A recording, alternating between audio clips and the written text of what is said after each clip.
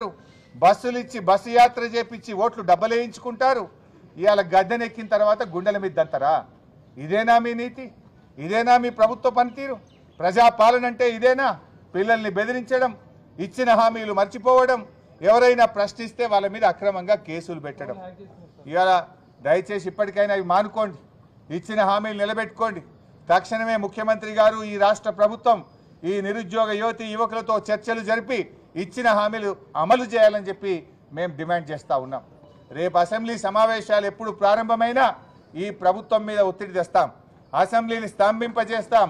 నిరుద్యోగ యువతి యువకులకు ఇచ్చిన మాట నిలబెట్టుకునేదాకా ఎంతవరకైనా తెగించి బీఆర్ఎస్ పార్టీ ఈ నిరుద్యోగ యువతి యువకుల పక్షాన నిలబడుతుంది.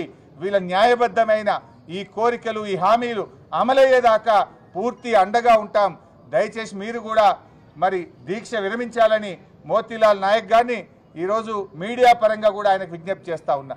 లోపల కూడా దాదాపు 15 నిమిషాలు ఆయనను దీక్ష విరమించడానికి కన్విన్స్ చేసే ప్రయత్నం నేను కానీ, మా దేశపతి సీనన్న, లక్ష్మారెడ్డి ఎమ్మెల్యే గారు, రవీంద్ర నాయక్ ఎక్స్ఎమ్మెల్యే గారు, ఎర్రోళ్ళ శ్రీనివాస్ గారు, మా తమ్ముడు సీను అందరం కూడా ప్రయత్నం చేసినాం. కానీ ఆయన చాలా గట్టిగా, అన్న ఈ ప్రభుత్వం దిగాల్సిందే, న్యాయం జరగాల్సిందే, ఇది నా కోసం కాదు, లక్షలాది మంది నిరుద్యోగుల కోసం నేను దీక్ష చేస్తున్నా అని చెప్పి ఆ తమ్ముడు చాలా గట్టిగా ఉన్నాడు. అందువల్ల తమ్మునికి ఏమైనా కాకముందే తక్షణమే ప్రభుత్వం స్పందించాలి, ముఖ్యమంత్రి దిగి రావాలి, ప్రభుత్వం చర్చలు జరపాలని చెప్పి కోరుతా ఉన్నా. పెద్దలు కోదండరామ్ సార్ కూడా నేను కోరుతా ఉన్నా, మీకు ఇవాళ ఎంతో గౌరవం ఉండే, మరి ఆ గౌరవాన్ని మీరు నిలబెట్టుకోండి. ఆ రోజు మీరు పిల్లల దగ్గరికి పోయారు, ఇవాళ పిల్లలు మీ ఇంటికి వస్తే కూడా మీరు ఏమన్నారట, నాది పోస్ట్ మ్యాన్ జాబు అంటున్నారట. మీరు ఇది మీకు తగునా అని నేను అడుగుతా ఉన్నా. దయచేసి ప్రభుత్వం మీద ఒత్తిడి పెంచాలి, ఈ పిల్లల పక్షాన మీరు బాధ్యత తీసుకోవాలి.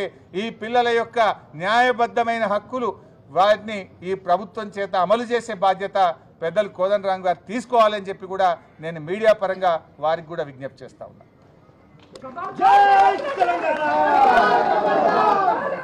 న్యాయబద్ధమైన ఈ కోరికలు, ఈ హామీలు అమలయ్యేదాకా పూర్తి అండగా ఉంటాం. దయచేసి మీరు కూడా మరి దీక్ష విరమించాలని మోతీలాల్ నాయక్ గారిని ఈరోజు మీడియా పరంగా కూడా ఆయనకు విజ్ఞప్తి చేస్తూ ఉన్నా.